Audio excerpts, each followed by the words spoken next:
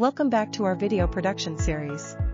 Today, we will show you how to use FlexClip AI Blog URL to video tool. Log in with your account first. Paste your blog or article URL here. Click Analyze URL. A few seconds later, you'll get the source article and AI summary. On the left side, you can select a part and click the Add button to add it as a new scene.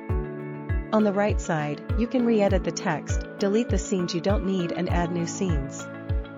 Besides, you can choose to generate the video with or without the source files. Click Next. Here, you can choose to generate the video with AI-generated images or the stock library. If you choose AI image, you will get a much more proper result, and you can choose the image style. Next, select the ratio of the video. You can also adjust the AI voice settings and choose the subtitle style. Finally, click Generate.